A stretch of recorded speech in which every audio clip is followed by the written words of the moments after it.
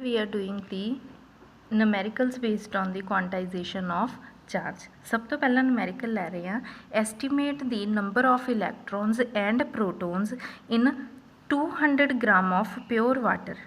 200 ग्राम pure water ਦੇ ਵਿੱਚ ਕਿੰਨੇ ਇਲੈਕਟ੍ਰੋਨ ਤੇ ਪ੍ਰੋਟੋਨ ਹੋਣਗੇ। ਪਹਿਲਾਂ ਤਾਂ ਆਪਾਂ ਉਹ ਕੁਆਂਟੀਟੀ ਫਾਈਂਡ ਆਊਟ ਕਰਨੀ ਆ, ਬਿਟ ਲਾਈਕ ਜਿੱਦਾਂ ਤੁਸੀਂ ਕੈਮਿਸਟਰੀ ਦੇ ਵਿੱਚ ਕਰਦੇ ਆ, ਥੋੜਾ ਪ੍ਰੋਸੀਜਰ ਉਹ ਰਹੇਗਾ।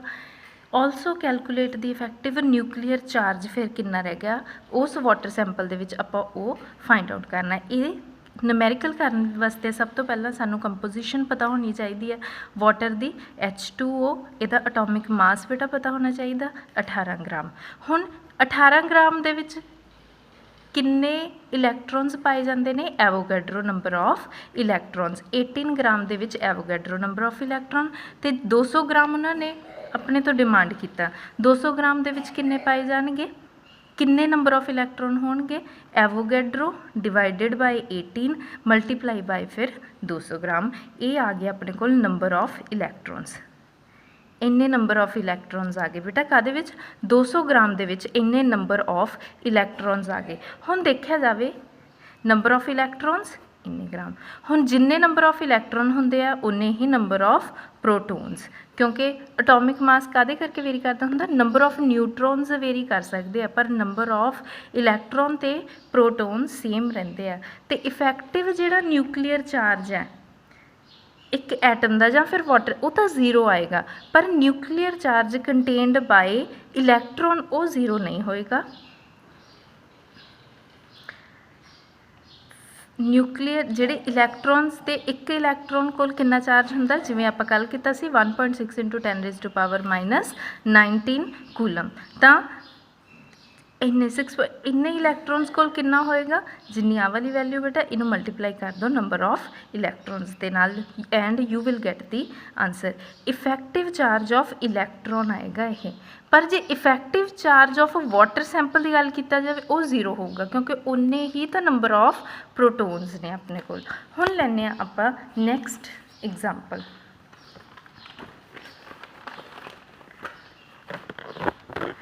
ਨੈਕਸਟ ਕੁਐਸਚਨ ਹੈ ਕਿ ਕੋਈ ਪੋਲੀਥੀਨ ਪੀਸ ਹੈ ਉਹਨੂੰ ਰਬ ਕੀਤਾ ਗਿਆ ਵੂਲ ਦੇ ਨਾਲ।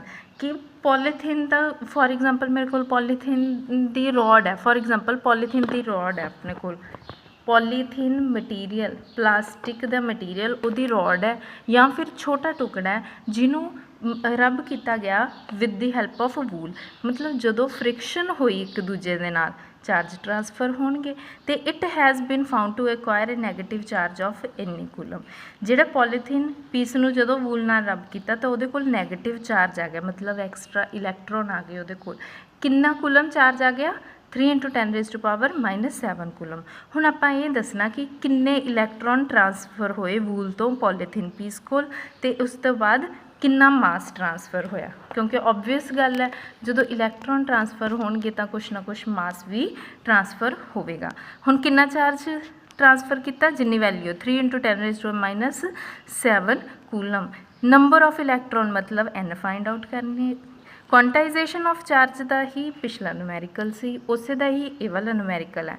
ਚੀਜ਼ ਇੰਨੀ ਸੌਖੀ ਹੁੰਦੀ ਹੈ, ਬਸ ਉਹਦੀ ਵੇਰੀਏਸ਼ਨ ਆਉਂਦੀ ਹੈ ਡਿਫਰੈਂਟ ਹੋ ਕੇ।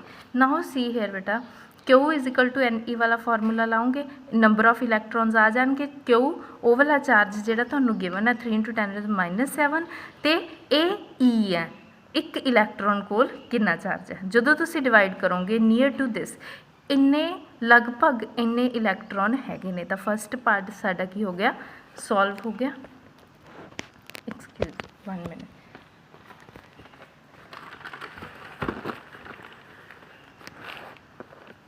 ਫਸਟ ਪਾਰਟ ਸੋਲਵ ਹੋ ਗਿਆ।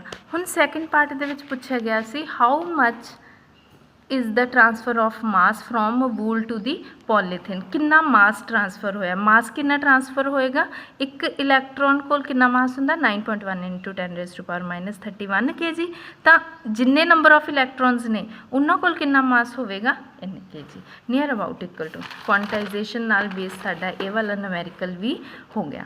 ਨਾਓ ਥਰਡ ਅਨਦਰ ਟਾਈਪ, ਹੋਰ ਅਨਦਰ ਟਾਈਪ ਦੇ ਵਿੱਚ ਕਿੱਦਾਂ ਦੇ ਨੂਮੈਰੀਕਲ ਆ ਸਕਦੇ ਆ। ਇੱਕ ਲਾਸਟ ਟਾਈਪ ਇਹ ਵਾਲੀ ਬਚੀ ਆ, ਬਾਕੀ ਤਾਂ ਜਾਂ ਫਿਰ ਤੁਹਾਡੇ ਕੋਲ ਡਾਇਰੈਕਟ ਕੋਈ ਨਾ ਕੋਈ ਸੈਂਪਲ ਦਿੱਤਾ ਹੋਊਗਾ, ਉਹਦੇ ਵਿੱਚ ਤੁਸੀਂ ਪਹਿਲਾਂ ਐਵੋਗੈਡਰੋ ਨੰਬਰ ਵਾਲੀ ਮਦਦ ਨਾਲ ਨੰਬਰ ਆਫ ਇਲੈਕਟ੍ਰੋਨ ਕੈਲਕੂਲੇਟ ਕਰੋਗੇ, ਫਿਰ ਉਹਤੇ ਚਾਰਜ, ਜਾਂ ਫਿਰ ਡਾਇਰੈਕਟ ਤੁਹਾਨੂੰ Q = NE ਵਾਲਾ ਫਾਰਮੂਲਾ ਲੱਗ ਜਾਣਾ। ਹੁਣ ਥਰਡ ਟਾਈਪ ਆਈ ਹੈ ਐਜ਼ ਪਰ ਦੀ ਲੇਟੈਸਟ ਰਿਸਰਚ, ਉਹ ਕੀ ਕਹਿ ਰਹੇ ਹੈ, ਐਟਮ ਦੇ ਵਿੱਚ ਪ੍ਰੋਟੋਨ ਵੀ ਹੁੰਦਾ, ਨਿਊਟਰੋਨ ਵੀ ਹੁੰਦਾ। ਹੁਣ ਪ੍ਰੋਟੋਨ ਤੇ ਨਿਊਟਰੋਨ ਨੂੰ ਵੀ ਜਦੋਂ ਇਨ ਡੀਪ ਸਟੱਡੀ ਕੀਤਾ ਤਾਂ ਪਾਇਆ ਗਿਆ ਬੇਟਾ ਕੁਆਰਕਸ, ਕੁਆਂਟਮ, ਜਦੋਂ ਕੁਆਂਟਮ ਫਿਜ਼ਿਕਸ ਸਟੱਡੀ ਕਰਦੇ ਹਾਂ ਤਾਂ ਕੁਆਰਕਸ ਦੀ ਗੱਲ ਹੋਊਗੀ। ਫਿਲਹਾਲ ਮੈਂ ਇਹਦੀ ਡਿਟੇਲ 'ਚ ਨਹੀਂ ਜਾਊਂਗੀ ਕਿਉਂਕਿ ਜੇ ਅਪ ਐਂਡ ਡਾਊਨ ਕੁਆਰਕ ਦੇਰ ਆਰ ਸੋ ਮੈਨੀ ਟਾਈਪਸ ਆਫ, ਮਤਲਬ ਕਿ ਫਿਰ ਉਹ ਚੀਜ਼ ਦੀ ਮੈਂ ਤੁਹਾਡੇ ਨਾਲ ਡਿਟੇਲ 'ਚ ਨਹੀਂ ਜਾਊਂਗੀ because it is the topic from the BSc third year. ਤਾਂ ਫਿਰ ਮੈਂ ਇਹ ਟੋਪਿਕ ਨੂੰ ਇਗਨੋਰ ਕਰੂੰਗੀ, ਬਟ ਜੋ ਡਿਮਾਂਡ ਹੈ ਕੁਐਸਚਨ ਦੀ ਉਹ ਆਪਾਂ ਜ਼ਰੂਰ ਕਰਾਂਗੇ। ਸ਼ਾਰਟ ਦੇ ਵਿੱਚ ਦੱਸਦੀ ਹਾਂ ਕਿ ਜਦੋਂ ਉਹਨਾਂ ਨੇ ਬ੍ਰੇਕ ਕੀਤਾ ਪ੍ਰੋਟੋਨ ਤੇ ਨਿਊਟਰੋਨ ਨੂੰ ਵੀ, ਉਹਨਾਂ ਨੇ ਪਾਇਆ ਗਿਆ ਇੱਕ ਪ੍ਰੋਟੋਨ ਦੇ ਅੰਦਰ ਵੀ 3 ਤਰ੍ਹਾਂ ਦੇ ਪਾਰਟੀਕਲ ਹੁੰਦੇ ਨੇ ਜਿਹੜੇ ਉਹਨੂੰ ਕੌਨਸਟੀਟਿਊਟ ਕਰਦੇ ਨੇ। 3 ਤਰ੍ਹਾਂ ਦੇ ਪਾਰਟੀਕਲ ਤੋਂ ਮਿਲ ਕੇ ਇੱਕ ਪ੍ਰੋਟੋਨ ਬਣਦਾ। ਜਿਵੇਂ ਐਟਮ ਬਣਦਾ 3 ਚੀਜ਼ਾਂ ਤੋਂ, ਪ੍ਰੋਟੋਨ, ਇਲੈਕਟ੍ਰੋਨ, ਪ੍ਰੋਟੋਨ ਨਿਊਟਰੋਨ ਤੋਂ ਇੱਕ ਐਟਮ ਬਣਦਾ। ਸਿਮਿਲਰਲੀ ਇੱਕ ਜਿਹੜਾ ਪ੍ਰੋਟੋਨ ਵੀ ਹੈ ਉਹ ਵੀ ਅਗੇਨ 3 ਪਾਰਟੀਕਲ ਤੋਂ ਬਣਦਾ। ਉਹਨਾਂ ਨੂੰ ਉਹ ਜਿਹੜੇ ਕੌਂਸਟੈਂਟ ਪਾਰਟੀਕਲਸ ਨੇ, ਇੱਕ ਜਾਂ ਤਾਂ X ਤਰੀਕੇ ਦੇ ਹੋ ਸਕਦੇ ਆ ਜਿਹਦਾ ਚਾਰਜ ਹੁੰਦਾ 2/3e, ਜਾਂ ਫਿਰ Y ਤਰੀਕੇ ਦੇ ਹੋ ਸਕਦੇ ਆ -1e/3। ਤਾਂ ਇਹਨਾਂ ਨੂੰ ਮਿਲਾ ਕੇ ਆਪਾਂ ਪ੍ਰੋਟੋਨ ਤੇ together with electron build up the matter, ਇਹ ਮੈਟਰ ਨੂੰ ਬਣਾਉਂਦੇ ਨੇ। Find the possible composition of proton and neutron. Now how to solve such type of numerical. ਹੁਣ ਆਪਾਂ ਨੂੰ ਸਭ ਤੋਂ ਪਹਿਲਾਂ ਪਤਾ ਹੋਣਾ ਚਾਹੀਦਾ ਨਿਊਟਰੋਨ 'ਤੇ ਚਾਰਜ ਕਿੰਨਾ ਹੁੰਦਾ, 0 ਕੂਲਮ, ਜਾਂ ਫਿਰ ਆਪਾਂ ਕਹਿ ਲਓ 0 ਇਲੈਕਟ੍ਰੋਨ। ਉਹਦੇ ਕੋਲ ਜੇ ਆਪਾਂ ਚਾਰਜ ਦੀ ਛੋਟੀ ਇਕਾਈ ਤਾਂ ਇਲੈਕਟ੍ਰੋਨ ਹੀ ਹੈ, 0 ਇਲੈਕਟ੍ਰੋਨ ਵੀ ਕਹਿ ਸਕਦੇ ਹਾਂ, 0 ਕੂਲਮ ਵੀ ਕਹਿ ਸਕਦੇ ਹਾਂ। ਯਾਨੀ ਕਿ X ਅਤੇ Y ਦਾ ਉਹ ਕੰਬੀਨੇਸ਼ਨ ਤਿਆਰ ਕਰੀਏ 3, ਯੂ ਹੈਵ 3 ਫਿਲਪਸ। ਹੁਣ ਉਹ 3 ਫਿਲਪਸ ਦੇ ਵਿੱਚ X Y ਨੂੰ ਇਸ ਤਰੀਕੇ ਦੇ ਨਾਲ ਆਪਾਂ ਅਰੇਂਜ ਕਰਨਾ ਹੈ ਕਿ ਆਪਣੇ ਕੋਲ ਓਵਰਆਲ ਰਿਜ਼ਲਟੈਂਟ 0 ਆ ਜਾਏ। ਤਾਂ ਉਹ ਕਿਵੇਂ ਆ ਸਕਦਾ, 2/3 -1 -1, 2 ਚੋਂ 2 3 ਡਿਨੋਮੀਨੇਟਰ ਕਾਮਨ ਆ ਜਾਊਗਾ, 2 ਚੋਂ 2 ਕੱਟਿਆ 0, ਮਤਲਬ ਕਿ ਆਪਣੇ ਕੋਲ ਕੀ ਆ ਜਾਏਗਾ 0e/3, ਮਤਲਬ 0 ਆ ਗਿਆ ਚਾਰਜ। ਹੁਣ what is 2/3e, X, -1/3e Ki C, Y, -1/3 Ki Y। ਇਹਦਾ ਮਤਲਬ ਨਿਊਟਰੋਨ ਕਿਹੜੇ ਕਿਹੜੇ ਪਾਰਟੀਕਲ ਤੋਂ ਬਣਿਆ, X Y Y। ਨਿਊਟਰੋਨ ਦੀ ਕੰਪੋਜੀਸ਼ਨ ਕੀ ਹੋਗੀ, X Y Y। ਨਾਓ ਸੀ ਹੇਅਰ, ਹੁਣ ਚਾਰਜ ਔਨ ਪ੍ਰੋਟੋਨ, ਪ੍ਰੋਟੋਨ ਦੇ ਵਿੱਚ ਪਲੱਸ E ਹੁੰਦਾ, ਪ੍ਰੋਟੋਨ -E ਤਾਂ ਹੁੰਦਾ ਨਹੀਂ, ਤਾਂ ਪਲੱਸ ਚਾਰਜ ਹੁੰਦਾ, +1 ਆਪਾਂ ਕਹਿ ਦਿੰਦੇ ਹਾਂ। +E ਦੇ ਲਈ +1 ਆਪਾਂ ਬਣਾਉਣਾ, ਕਿਵੇਂ ਬਣਾਵਾਂਗੇ, 2 2 4 ਡਿਨੋਮੀਨੇਟਰ ਸੇਮ, 2 2 4 -1 3, ਡਿਵਾਈਡ ਕੀਤਾ 1 ਇਲੈਕਟ੍ਰੋਨ ਆ ਗਿਆ। ਇਹ ਹੋਗੀ ਪ੍ਰੋਟੋਨ ਦੀ composition. See here, what is this, nothing but X, what is this, nothing but X, what is this, nothing but Y। it means proton ਦੀ ਕੰਪੋਜੀਸ਼ਨ ਕੀ ਹੈ, X Y। X and Y ਦੇ ਵਿੱਚ ਕੋਈ confuse ਨਹੀਂ ਹੋਣਾ because X and Y ਤਾਂ ਕੁਆਰਕਸ ਨੇ ਜਿਨ੍ਹਾਂ ਬਾਰੇ ਡਿਟੇਲ 'ਚ ਤੁਸੀਂ ਸਟੱਡੀ ਹੀ ਨਹੀਂ ਕਰਨਾ। ਹੁਣ ਦੇਖੋ ਬੇਟਾ, ਕੁਆਂਟਾਈਜੇਸ਼ਨ ਦੀ ਸਾਰੀਆਂ ਟਾਈਪਸ ਮੈਂ ਇਹ 3 ਨੂਮੈਰੀਕਲ ਮੋਸਟ ਇੰਪੋਰਟੈਂਟ 3 ਨੂਮੈਰੀਕਲ ਦੇ ਵਿੱਚ ਕਵਰ ਕਰਤੀਆਂ।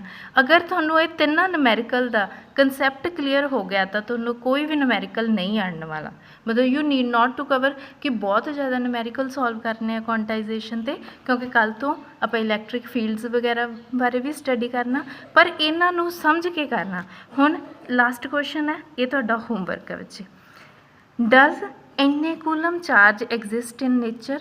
ਹੁਣ ਇਹਦਾ ਆਨਸਰ ਤੁਸੀਂ ਕਮੈਂਟ ਦੇ ਵਿੱਚ ਆਨਸਰ ਕਰੋਗੇ, ਯੈਸ ਨੋ, ਜਾਂ ਫਿਰ ਯੈਸ ਜਾਂ ਨੋ ਹੀ ਆਏਗਾ ਕਿ ਇੰਨਾ ਚਾਰਜ ਐਗਜ਼ਿਸਟ ਕਰਦਾ ਨੇਚਰ ਦੇ ਵਿੱਚ। ਕੁਆਂਟਾਈਜੇਸ਼ਨ ਆਫ ਚਾਰਜ ਨਾਲ ਰਿਲੇਟਡ ਹੈ, ਵੈਰੀ ਈਜ਼ੀ। ਹੁਣ ਕੱਲ੍ਹ ਮੈਂ ਤੁਹਾਨੂੰ ਕੁਆਂਟਾਈਜੇਸ਼ਨ ਨਾਲ ਰਿਲੇਟਡ ਕੁਛ ਕਰਵਾਇਆ ਸੀ, ਵੀ ਹਿੰਟ ਵੀ ਦੇ ਦਿੰਦੀ ਹਾਂ ਕਿ ਅਗਰ ਤਾਂ ਤੁਹਾਡਾ ਆਨਸਰ ਆ ਗਿਆ ਫਰੈਕਸ਼ਨ ਦੇ ਵਿੱਚ ਫਿਰ ਤਾਂ ਨਹੀਂ ਐਗਜ਼ਿਸਟ ਕਰਦਾ ਹੋਊ ਕਿਉਂਕਿ ਚਾਰਜ ਫਰੈਕਸ਼ਨ ਦੇ ਵਿੱਚ ਨਹੀਂ ਹੁੰਦਾ। ਜੇ ਤੁਹਾਡਾ ਹੋਲ ਨੰਬਰ ਦੇ ਵਿੱਚ ਆ ਗਿਆ ਫਿਰ ਕਰੇਗਾ। ਨਾਓ ਬੇਟਾ that's all for today. Tomorrow in the next lecture we will learn new concepts. Quantisation of charge complete. Total ਉਹਦੀਆਂ ਟਾਈਪਸ ਕਵਰ ਹੋ ਗਈਆਂ ਨੇ। ਇਹ ਤੋਂ ਹੇਰ ਫੇਰ ਕਰਕੇ ਕੋਈ ਵੀ ਕੁਐਸਚਨ ਆਵੇ you can do it easily.